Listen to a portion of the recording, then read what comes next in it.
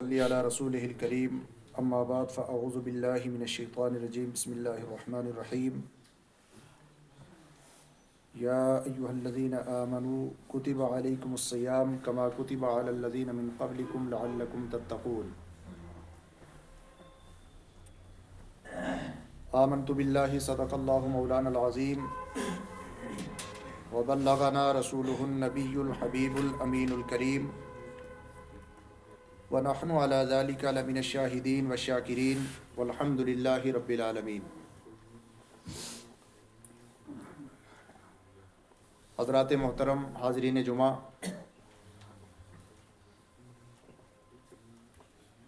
آج کا جمعہ اس اعتبار سے بڑی اہمیت کا حامل ہے کہ آج شعبان المعظم کی 29 تاریخ ہے اور کل اگر چاند ہو گیا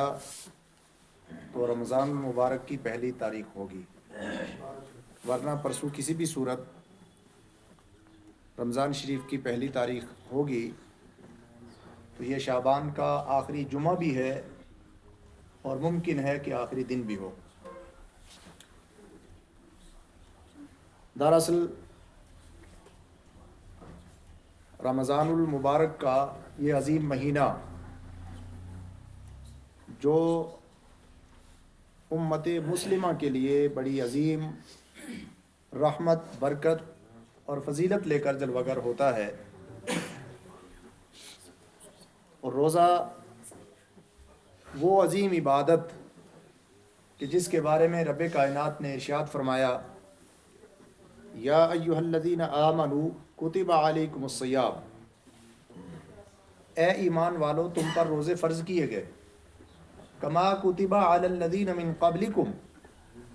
جیسا تم سے پہلے لوگوں پر روزے فرض کیے گئے تھے۔ یہ تشبیہ صرف نفس روزہ میں ہے، ورنہ رمضان کا روزہ اس سے پہلے امت مسلمہ سے پہلے کسی قوم، کسی امت پر رمضان کا روزہ فرض نہیں تھا۔ اگلے لوگ مختلف تاریخوں میں، مختلف مہینوں میں روزے رکھتے تھے، جیسے مشہور ایام 20 کے روزے یا 10 محرم کا روزہ۔ اس طرح روزے کا ایک کنسپٹ اگلی امتوں میں بھی رہا ہے، لیکن رمضان کا روزہ اور رمضان کا مہینہ، اس کی عظمتیں، فضیلتیں، یہ اللہ جل شانہ نے صرف اور صرف امت مسلمہ کو عطا فرمائی۔ اور پھر یہ رمضان میں ایک مہینے کے روزے فرض کرنے کا مقصود کیا تھا، روزے کی فرضیت کا ریزن کیا تھا، اس کا سبب کیا تھا، اللہ تعالیٰ نے کیوں روزے فرض کیے؟ تو فرمایا لعلکم تتقون، روزے صرف اس لیے فرض کیے گئے تاکہ تم متقی اور پرہیزگار بن جاؤ۔ یعنی روزہ مسلمانوں کو تقویٰ دینے کے لیے آیا ہے، روزہ ہم سب کو متقی اور پرہیزگار بنانے کے لیے آیا ہے۔ اس لیے تقویٰ، پرہیزگاری، گناہوں سے بچنا، تقویٰ کا معنی ہی ہے گناہوں سے بچنا۔ اللہ تعالیٰ نے جو حدود مقرر فرمائے ہیں ان حدود کے اندر رہنا اور ان کو تجاوز نہ کرنا، شریعت مطہرہ کی پابندی کرنا، خلاف شرع کوئی کام نہ کرنا، یہی تقویٰ ہے۔ تو روزے کا مقصود تقویٰ ہے، لعلکم تتقون، تاکہ تم متقی اور پرہیزگار بن جاؤ۔ روزہ تقویٰ کس طرح عطا کرتا ہے انسان کو، روزہ کے ذریعے آپ متقی اور پرہیزگار کس طرح بنتے ہیں، اس کو بھی سمجھنا بہت ضروری ہے۔ وہ اس طور پر کہ روزے کا معنی ہے صبح سے لے کر شام تک، یعنی طلوع صبح صادق سے لے کر غروب آفتاب تک کچھ حلال چیزوں سے بھی بچنے کا نام روزہ ہے، کھانا پینا اور جماع سے بچنا۔ تو کھانا پینا ایک عام انسان کی عادت بھی ہے، اور جب کوئی عذر نہ ہو تو جائز بھی ہے۔ تو جائز چیزوں سے اپنے آپ کو اتنے وقت میں روکے رکھنا، اس کا نام روزہ ہے۔ کیوں روکا گیا؟ تاکہ جب رمضان کا ایک مہینہ انسان جائز اور حلال چیزوں سے رک جانے کی عادت ڈال لے گا تو اب 1 مہینے کے بعد جب رمضان چلا جائے گا تو کم سے کم اب حرام اور ناجائز چیزوں سے وہ انسان بچنے کی کوشش کرے گا۔ روزہ اصل میں ایک تصور دیتا ہے، روزہ وہ عظیم عبادت ہے اور یہ روزے کی برکت بھی ہے کہ انسان کھانے پینے کی چیزیں رکھی ہوئی ہیں، کوئی دیکھنے والا بھی نہیں ہے سوائے رب لم یزل کے، اس کے باوجود انسان روزہ کی حالت میں کچھ کھاتا نہیں ہے، بلکہ 5-7 منٹ یا 2-3 منٹ رہ جاتے ہیں افطاری میں، اس وقت بھی افطاری کے لیے سامان رکھ کر آپ باضابطہ انتظار کر رہے ہیں کہ کب سورج غروب ہو اور افطار کیا جائے۔ اور اس کا اندازہ بڑے دنوں میں بخوبی ہوتا ہے جب انسان کو پیاس ستاتی ہے، بھوک ستاتی ہے، اس کے باوجود آپ طرح طرح کے مشروبات رکھے ہوئے ہیں، طرح طرح کے ماکولات رکھے ہوئے ہیں، فروٹس رکھے ہوئے ہیں، لیکن اس کے باوجود آپ ویٹ کر رہے ہیں، انتظار کر رہے ہیں سورج کے غروب ہونے کا۔ ابھی بار بار گھڑی بھی انسان دیکھ رہا ہے، بار بار ٹائم دیکھ رہا ہے، اتنے منٹ باقی ہیں، اتنے منٹ باقی ہیں، اتنے سیکنڈ باقی ہیں۔ جب تک پورا وقت نہیں ہو جاتا تب تک ہر طرح کی حلال چیزیں، مشروبات رکھے ہوئے ہیں اور آپ کو پیاس ستا بھی رہی ہے، اندر سے نفس خواہش بھی کر رہا ہے، لیکن اس کے باوجود جب تک افطاری کا وقت نہ ہو جائے تب تک انسان کچھ کھاتا پیتا نہیں ہے۔ اگر اس وقت سوال کیا جائے کہ بھائی چند لمحوں کے بعد آپ باضابطہ افطاری کرتے ہوئے ان فروٹس کو کھاؤ گے یا آپ یہ مشروبات پئیں گے، کیا وجہ ہے کہ ابھی آپ نہیں پی رہے ہیں، کیوں آپ کا ہاتھ رکا ہوا ہے؟ تو اس وقت جواب آپ کا یہی ہوگا کہ چونکہ رب کائنات دیکھ رہا ہے، اور جس رب کائنات نے یہ حکم دیا ہے کہ افطاری کے وقت تک آپ کچھ نہیں کھا سکتے ہیں، جب تک روزہ پورا نہ ہو جائے تب تک آپ افطاری نہیں کر سکتے ہیں، تو وہی پروردگار دیکھ رہا ہے۔ تو یہ اللہ تعالیٰ کے دیکھنے کا ایک تصور انسان کو سامنے ہر طرح کی نعمت رکھی ہوئی ہے، لیکن اس کے باوجود انسان ہاتھ نہیں بڑھا رہا ہے، انسان اس کو زبان پہ نہیں رکھ رہا ہے۔ کیوں؟ تصور یہ ہے کہ رب کائنات دیکھ رہا ہے، کوئی دیکھنے والا نہیں اللہ کے سوا، اس کے باوجود بھی آپ نہیں کھاتے پیتے ہیں۔ کیوں؟ اس لیے کہ رب کائنات دیکھ رہا ہے۔ اب یہی تصور 1 مہینے تک جاگزیں آپ کے دل میں رہے گا تو اس کے بعد روزہ آپ کو یہ تقوی اور یہ پرہیزگاری، یہ تصور الہ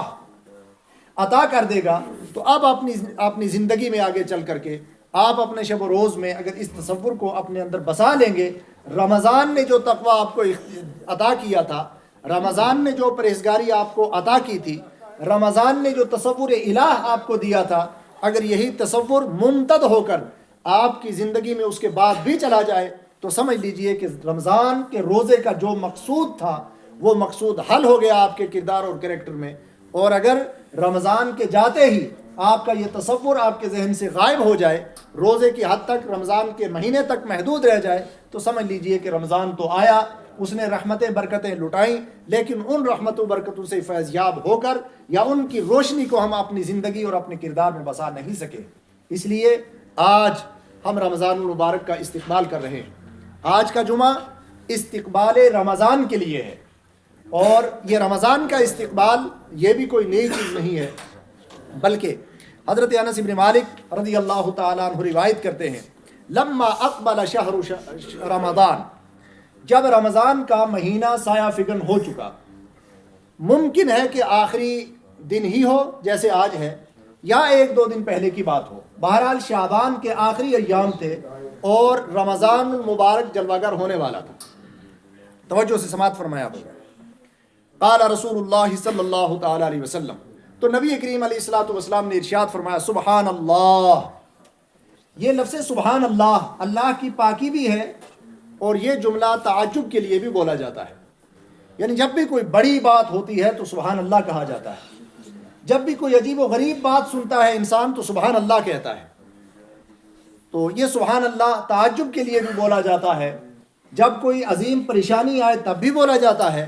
جب کوئی عظیم خوشی ہو تب بھی بولا جاتا ہے۔ یہ ایک ایسا کامن جملہ ہے کہ جو ہر جگہ سیٹ ہوتا ہے، اور ہر جگہ رب کائنات کی پاکی انسان سبحان اللہ کے ذریعے بیان کرتا ہے۔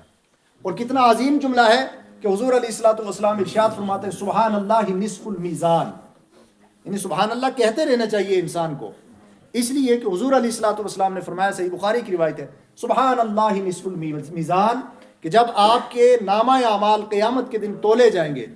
آپ نے اگر عقیدت اور محبت کے ساتھ سبحان اللہ کہا ہوگا زندگی میں، تو یہ سبحان اللہ آپ کے میزان کے پلڑے کو نصف تک بھر دے گا،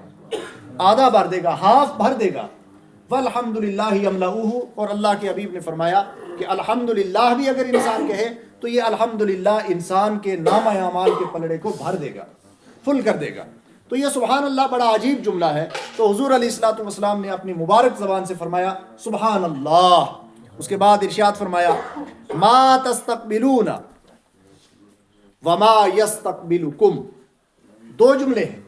یہی استقبال، اسی سے میں نے عرض کیا کہ استقبال رمضان ہے، آج ہم رمضان کا استقبال کر رہے ہیں، تو حضور نے فرمایا سبحان اللہ ما تستقبلون وما یستقبلکم، سبحان اللہ، اللہ کی کتنی شان ہے کہ تم کس عظیم چیز کا تم انتظار کر رہے ہو، استقبال کر رہے ہو، کس کا تم ویلکم کر رہے ہو، وما یستقبلکم، اور وہ کتنی عظیم چیز ہے جو تمہارا استقبال کر رہی ہے۔ ابھی رمضان کے تعلق سے بات تو نہیں ہوئی، لیکن میں عرض کر دوں چونکہ رمضان کے تعلق سے یہ فرمایا گیا ہے، تو اس حدیث پاک سے یہ بات بھی واضح ہوتی ہے کہ جس طرح ہم رمضان کا استقبال کرتے ہیں، اسی طرح رمضان جو اللہ کی رحمت اور برکت لے کر آتا ہے، یہ بھی مومن کا استقبال کرتا ہے۔ حضور فرماتے ہیں ما یستقبلون وما یستقبلکم، تم کس عظیم چیز کا استقبال کر رہے ہو،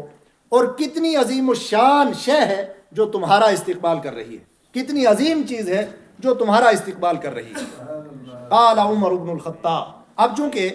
حضور علیہ الصلوۃ والسلام نے، یہاں تو ہم یہ باضابطہ حدیث کو پہلے بیان کر چکے، لیکن یہ وہ واقعہ تھا جو حضور علیہ الصلوۃ والسلام نے یہ نہیں فرمایا کہ اب میں رمضان کے تعلق سے کہنے والا ہوں۔ انس بن مالک نے روایت ضرور کیا، لیکن وہ تاریخ روایت کی کہ جس وقت حضور علیہ الصلوۃ والسلام نے یہ بات ارشاد فرمائی وہ شعبان کے آخری ایام تھے۔ اب اس کے بعد جب کتابیں مرتب ہوئی حدیث نبوی کی، احادیث مبارکہ مرتب کی گئیں، تو فضائل رمضان کے تحت اس حدیث کو محدثین کرام نے نقل کیا، لیکن صحابہ کے سامنے جب حضور علیہ الصلوۃ والسلام یہ بات ارشاد فرما رہے تھے، تو اس وقت صحابہ کے ذہن میں یہ نہیں تھا کہ حضور علیہ الصلوۃ والسلام استقبال رمضان کے تعلق سے یہ بات ارشاد فرما رہے ہیں۔ ایک مجمل سا جملہ حضور علیہ الصلوۃ والسلام نے فرمایا سبحان اللہ ما تستقبلون وما یستقبلکم، کتنی عظیم الشان وہ چیز ہے جس کا تم استقبال کر رہے ہو، اور کتنی عظیم الشان وہ چیز ہے جو تمہارا استقبال کر رہی ہے۔ تو حضرت عمر ابن خطاب، یہ صحابہ کرام کا بڑا ہم پر احسان ہے کہ جب بھی کوئی اس طرح کی بات ہوتی حضور علیہ الصلوۃ والسلام کی بارگاہ میں باضابطہ کوسچن کرتے، سوال کرتے، تو حضور اس کا جواب ارشاد فرما دیتے۔ حضرت عمر ابن خطاب نے عرض کیا بِأَبِي أَنْتَ وَأُمِّي یا رسول اللہ، یا رسول اللہ میرے ماں باپ آپ پر قربان ہوں، وحی نزل او عدو حضر، دو جملے۔ ابھی چونکہ حضور نے یہ نہیں فرمایا کہ رمضان کے تعلق سے، تو حضرت عمر کہتے ہیں کہ یا رسول اللہ آپ اتنے عظیم الشان لب و لہجے میں عظیم الفاظ کا استعمال کر کے فرما رہے ہیں کہ وہ کتنی عظیم چیز ہے جس کا تم استقبال کر رہے ہو، یا وہ کتنی شان والی چیز ہے جو تمہارا استقبال کر رہی ہے۔ تو اب میں نے کہا تھا کہ یہ سبحان اللہ کا جملہ، اب چونکہ یہ وہ وقت تھا کہ جس وقت باضابطہ اسلام کے سامنے بہت سارے چیلنجز تھے، دشمنان اسلام، اور خود بلکہ دشمنان اسلام ہی نہیں، حضور علیہ الصلوۃ والسلام کی ذات کے دشمن بھی، اہل مکہ، جو حضور علیہ الصلوۃ والسلام کو پہلے انہوں نے مجبور کیا مدینہ چھوڑنے پر، اب مدینہ جب حضور علیہ الصلوۃ والسلام تشریف لے گئے تو وہاں بھی چین کی سانس نہیں لینے دی، بلکہ ہی اپنے ہی خاندان والے اہل مکہ حضور علیہ الصلوۃ والسلام کے شہر مدینہ پر چڑھائی کر کے حضور اور شہر اہل مدینہ کو نجست و نابود کرنے کی سازشیں رچ رہے تھے۔ تو چونکہ اب بڑا لشکر حملہ آور ہوتا تو یہ بھی بڑی عظیم بات تھی، اور جب رسول کائنات صلی اللہ تعالیٰ علیہ وسلم پر کوئی وحی نازل ہوتی تو یہ وحی بھی بہت بڑی عظیم بات ہوتی تھی۔ اللہ کا پیغام ڈائریکٹ حضور علیہ الصلوۃ والسلام کے قلب مبارک پر نازل ہو اور حضور علیہ الصلوۃ والسلام اسے پڑھ کر سنا دیں، یہ بہت بڑا انعام تھا۔ یہ بہت بڑے فضل کی بات تھی. اس لیے حضرت عمر بن خطاب رضی اللہ تعالیٰ عنہ، چونکہ ابھی حضور علیہ الصلوۃ والسلام نے یہ نہیں فرمایا کہ وہ کون سی عظیم چیز ہے جو تمہارا استقبال کر رہی ہے یا جس کا تم استقبال کر رہے ہو. سبحان اللہ کے ساتھ یہ فرمایا مجمل جملہ تھا، کتنی عظیم چیز ہے جس کا تم استقبال کر رہے ہو یا وہ تمہارا استقبال کر رہی ہے. تو اب حضرت عمر ابن خطاب رضی اللہ تعالیٰ عنہ نے اپنے ذہن و دماغ میں ایک نقشہ مرتب کیا کہ اتنی عظیم چیز کیا ہو سکتی ہے. یا تو انتہائی خوشی والی چیز ہو سکتی ہے جس پر سبحان اللہ کہا گیا، یا کوئی بڑی ایسی بری چیز ہے، ایسی دشمن چیز ہے کہ جو باضابطہ ہمارے اوپر حملہ آور ہونے والی ہے. اسی لیے تو حضور علیہ الصلوۃ والسلام نے کسی موقع سے فرمایا تھا رجعنا من الجہاد الاصغر الى الجہاد الاکبر، کہ ہم ایک چھوٹے جہاد سے بڑے جہاد کی طرف جا رہے ہیں. یعنی شیطانی لشکر کو حضور علیہ الصلوۃ والسلام نے بڑا جہاد کہا، نفس، جہاد بالنفس کو. تو بہرحال دشمن جب بھی کسی پر حملہ آور ہوتا ہے، کسی کنٹری پر یا کسی علاقے پر، تو دشمن بھی انسان کے لیے بڑی چیز ہوتی ہے. دشمن کبھی انسان کے جان کا خطرہ ہوتا ہے، کبھی انسان کے مال کا خطرہ ہوتا ہے، کبھی انسان کی پراپرٹی اور جائیداد کا خطرہ ہوتا ہے. اس لیے وہ بھی ایک عظیم چیز ہے، بڑی چیز ہے. تو حضرت عمر بن خطاب رضی اللہ تعالیٰ عنہ، چونکہ اس وقت چیلنجز بہت تھے، تو اب دو باتیں تھے. ایک تو بار بار نبی کریم علیہ الصلوۃ والسلام پر وحی کا نزول ہوتا تھا، تو حضور علیہ الصلوۃ والسلام کبھی بشارتیں سناتے تھے، کبھی جنت کا تذکرہ فرماتے تھے، کبھی احکام نازل ہوتے تھے. تو وہ بھی ایک باضابطہ ماحول بنا ہوا تھا وحی الہی کے نزول کا. تو حضرت عمر بن خطاب رضی اللہ تعالیٰ عنہ نے سوچا کہ جب حضور علیہ الصلوۃ والسلام اتنی بڑی بات فرمانے والے ہیں، اور اس سے پہلے حالانکہ ڈائریکٹ بھی حضور علیہ الصلوۃ والسلام کہہ سکتے تھے، لیکن یہ تمہید اس لیے باندھی گئی کہ جس بات کا اعلان فرمانے والے تھے حضور علیہ الصلوۃ والسلام، وہ بات بڑی عظیم تھی. تو اب حضرت عمر بن خطاب نے سوچا کہ عظمت والی بات، بڑی بات اور ہمارے لیے بہت بڑی بات، یہ دو میں سے ایک ہی ہو سکتی ہے. یا تو اللہ تعالیٰ کی طرف سے حضور علیہ الصلوۃ والسلام پر کوئی وحی نازل ہوئی ہے، یا پھر کوئی دشمن حملہ آور ہونے والا ہے. اس لیے دو احتمالات تھے. تو حضرت عمر بن خطاب رضی اللہ تعالیٰ عنہ نے از خود دو احتمالات بارگاہ رسالت میں بیان کر دیے اور عرض کرتے ہیں، یا رسول اللہ، میرے ماں باپ آپ پر قربان ہوں، وحی نزل، کوئی وحی مبارک آپ کے قلب مبارک پر نازل ہو چکی ہے جس میں ہم آپ کے غلاموں کے لیے عظیم بشارتیں ہیں اور ہمیں متوجہ کر کے آپ وہ بشارتیں دینے والے ہیں. او عدو حضر، یا پھر کوئی دشمن حملہ آور ہونے والا ہے. کون سی بات ہے؟ تو حضور علیہ الصلوۃ والسلام نے فرمایا، لا، اے عمر، نہیں. جو تمہارے احتمالات ہیں اپنی جگہ ٹھیک، لیکن جس چیز کی خبر میں دینے والا ہوں وہ ان دو میں سے کچھ بھی نہیں ہے. ولیکن شہر رمضان، ولیکن شہر رمضان، اے عمر،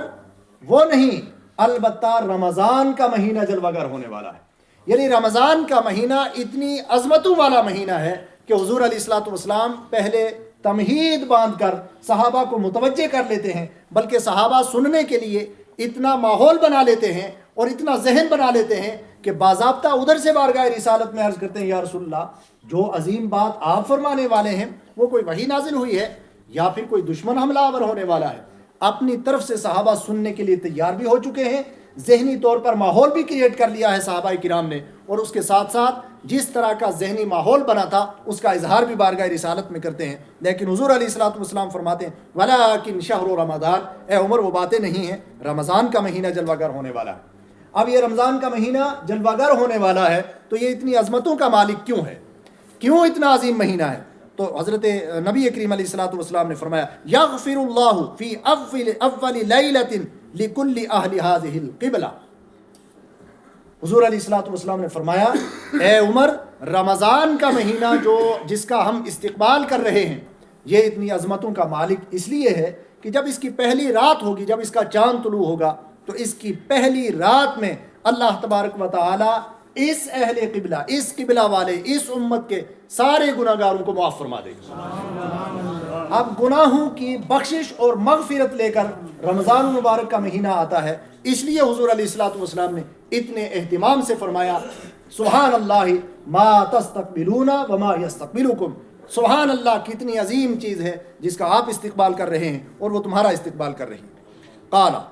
اب راوی کہتے ہیں حضرت انس بن مالک رضی اللہ تعالیٰ وفی القوم رجل یحز رأسہ، جب یہ بات سنی کہ رمضان کا مہینہ جلوہ گر ہونے والا ہے، آخری دن تھا شعبان کا، رمضان آنے والا ہے، تو فرماتے ہیں وفی القوم رجل یحز رأسہ، حضرت انس بن مالک کہتے ہیں کہ حضور علیہ الصلوۃ والسلام کی محفل میں ایک شخص بیٹھا ہوا تھا جو وجد میں آ کر جھومنے لگا، یحز رأسہ، وجد میں جھومنے لگا۔ اب یہ صحابہ کرام کا وہ عظیم ذہن، وہ عظیم قلب تھا کہ جو اپنے گناہوں پر ندامت اتنی اختیار کرتے تھے اور گناہوں کی مغفرت کی بات سن کر کتنے خوش ہوتے تھے کہ ایک صحابی باضابطہ خوشی سے جھومنے لگے۔ جب وہ جھومنے، یحز رأسہ، باضابطہ جھومنے لگے، وجد آ گیا ان پر، وجد طاری ہو گیا جب سرکار دو عالم صلی اللہ علیہ وسلم نے یہ فرمایا، یحز رأسہ فیقول بخی بخی، یہ عربی زبان کا لفظ ہے، تو اس نے ایک تو وجد طاری ہو گیا اس کے جسم پر، کپ کپی طاری ہو گیا، وجد میں آ گیا، اس کیف کے عالم میں کہتا ہے بخی بخی، سبحان اللہ سبحان اللہ، یعنی کتنی عظیم بات ہے، کتنی بڑی بات ہے کہ سارے گناہ بخش دیے جائیں گے، اللہ تعالیٰ سارے گناہ معاف فرمائے۔ فقال له النبی صلی اللہ علیہ وسلم کأنه ضاق صدرك بما سمعت، اصل میں ہوتا یہ تھا کہ جب یہ بات سنی تو صحابی وجد میں آ گئے، تو حضور علیہ الصلوۃ والسلام نے اس سے ارشاد فرمایا کہ فقال له النبی صلی اللہ علیہ وسلم کأنه ضاق صدرك بما سمعت، اے جھومنے والے شخص، اے وجد والے شخص، کیا یہ سن کر تجھے تعجب ہوا ہے؟ یعنی صحابہ جب اپنے کردار پر، اپنے کیریکٹر پر، اپنے شب و روز پر جب غور و فکر کرتے تھے، تو میں پہلے بیان کر چکا ہوں کہ وہ اپنی نمازوں کو کچھ نہیں سمجھتے تھے، بارگاہ رسالت میں عرض کرتے یا رسول اللہ فریضہ تو ہم ادا کرتے ہیں، لیکن اگر اللہ جل شانہ عدل اور انصاف کرنے پر آ جائے تو ہماری نمازیں کسی کھاتے میں نہیں لگیں۔ یعنی وہ صحابہ جو رب کے جلووں میں گم ہو کر سجدہ کرتے تھے، اس کے باوجود اپنے سجدوں کو کچھ نہیں سمجھتے تھے۔ اس صحابی نے جب اپنے، یہ ایک محاسبہ نفس کی بات ہے، جب اپنے نفس کا محاسبہ کیا، اپنے شب و روز، اپنے کردار پر جب غور و فکر کیا، اس کے بعد جب یہ عظیم بشارت سنی کہ اللہ تعالیٰ معاف فرما دے گا، تو اس نے کمپیئر کیا اپنے کردار کو رب کی رحمت کے ساتھ، کمپیئر کیا تو خیال آیا کہ کس طرح رب کائنات میرے فلاں فلاں فلاں فلاں گناہوں کو معاف فرما دے گا، کس طرح رب کائنات کی رحمت جلوہ گر ہوگی اور مجھے معاف کر دیا جائے گا۔ گویا کہ ایک یہ تعجب کی بات تھی کہ ہم اتنے گناہوں میں لت پت، اور پھر رمضان المبارک کے آتے ہی رب کائنات پہلی رات میں اس امت کے سارے گناہ گاروں کے گناہوں کو معاف فرما دے گا۔ یہ ایک تعجب کی بات کا جب اس نے اظہار کیا تو نبی کریم علیہ الصلوۃ والسلام نے فرمایا کہ تیرا سینہ اس پہ تنگ ہو چکا ہے کہ رب کائنات کی رحمت اتنی عظیم نہیں کہ سارے گناہوں کو معاف فرما دے گی۔ تو اب یہ کہتا ہے قال لا، عرض کرتا ہے یا رسول اللہ ایسی بات نہیں ہے، ہمارے گناہوں کی حیثیت ہی کیا ہے رب کائنات کی رحمت کے سامنے، یقیناً وہ معاف فرما دے گا، لیکن وجہ کیا ہے؟ وَلَٰكِنْ ذَكَرْتُ الْمُنَافِقِ، لیکن یا رسول اللہ ہماری اس قوم میں کچھ لوگ وہ ہیں جو بظاہر آ کر آپ کے دستے اقدس پر بیعت بھی کرتے ہیں، لیکن جب آپ کی بارگاہ سے اٹھ کر چلے جاتے ہیں تو اس پر منافقانہ چال چلتے ہیں۔ بہت سارے منافق ہیں جو بظاہر تو اپنا ایمان ظاہر کرتے ہیں، جن کے بارے میں قرآن نے فرمایا وَإِذَا لَقُوا الَّذِينَ آمَنُوا قَالُوا آمَنَّا وَإِذَا خَلَوْا إِلَىٰ شَيَاطِينِهِمْ قَالُوا إِنَّا مَعَكُمْ إِنَّمَا نَحْنُ مُسْتَهْزِئُونَ، جو ہمارے پاس آ کر تو یا رسول اللہ اپنے ایمان کا اظہار کرتے ہیں، لیکن مدینہ میں کچھ لوگ ایسے ہیں کہ جب ہمارے دشمن قبائل سے ملتے ہیں، یہود سے ملتے ہیں، نصارہ سے ملتے ہیں، تو انہیں کہتے ہیں ہم ان مسلمانوں سے مذاق کر رہے تھے۔ یا رسول اللہ جب رمضان کی بات سنی تو وہ لوگ تو آپ کی اقتداء میں نماز بھی پڑھتے ہیں، اور آپ فرما رہے ہیں کہ اس قبلہ کی طرف منہ کر کے نماز پڑھنے والے اہل قبلہ سب کو رب کائنات معاف فرما دے گا، تو مجھے ایسے موقع پر منافق یاد آ گئے کہ جو ہمارے ساتھ چلتے پھرتے ہیں، اسلام کا اظہار کرتے ہیں، ان لوگوں کا کیا عالم ہوگا۔ تو نبی کریم علیہ الصلوۃ والسلام فقال النبی صلی اللہ علیہ وسلم، تو نبی کریم علیہ الصلوۃ والسلام نے فرمایا المنافق کافر ولیس للکافر فی ذا شیء، منافق ایمان کے معاملے میں جو منافق ہوتا ہے، حضور علیہ الصلوۃ والسلام نے فرمایا کہ وہ ناشکرا ہوتا ہے، اور ایسے شخص کے لیے رمضان المبارک میں بھی کوئی رعایت نہیں ہے، اس کی بخشش و مغفرت نہیں ہوگی۔ تو دوستو رمضان المبارک کے تعلق سے بہت ساری احادیث مبارکہ آئی ہیں، تو یہ عظیم مہینہ بخشش، رحمت اور مغفرت لے کر کے آیا ہے، لیکن اب اس میں ہمیں اپنے آپ کو تیار کرنا ہے رمضان کے استقبال کے لیے. رمضان تو ہمارا استقبال کر رہا ہے، لیکن ہمیں اپنے آپ کو باضابطہ تیار کرنا ہے رمضان کے استقبال کے لیے. اور رمضان کے جو مقدس لمحات آ رہے ہیں کم سے کم ان کو اپنے ہاتھوں سے نہیں جانے دینا ہے. اور پھر روزے کا جو خاص مقصود ہے جس کے بارے میں فرمایا گیا لعلکم تتقون، یہ روزے اس لیے فرض کیے گئے ہیں تاکہ تمہارے اندر تقوی اور پرہیزگاری کی عادت آ جائے. تو اب رمضان کا ایک مہینہ یقیناً ہم تقوی اختیار کریں گے، لیکن رمضان کا مقصود صرف یہ نہیں ہے کہ رمضان میں ہی تقوی اختیار کیا جائے، جب تک آپ کا روزہ ہے تب تک آپ متقی رہیں، نہیں، بلکہ آپ کی زندگی کو بدلنے کے لیے رمضان آتا ہے، زندگی کردار میں انقلاب برپا کرنے کے لیے رمضان آتا ہے. تو اگر رمضان آ کر رحمتیں اور برکتیں لٹا کر چلا جائے اور کسی شخص کے کردار اور عمل میں انقلاب نہ آئے تو اس سے بڑا بدبخت کوئی نہیں ہو سکتا ہے. رب کائنات کی بارگاہ میں دعا ہے کہ آنے والے عظیم الشان مہینے کو ہم سب کے لیے اللہ تبارک و تعالیٰ بابرکت فرمائے، اور رب کائنات ہم سب کو اپنے گناہوں کی بخشش، مغفرت اور توبہ کرنے کی رب کائنات توفیق عطا فرمائے. وآخر دعوانا الحمدللہ رب العالمین.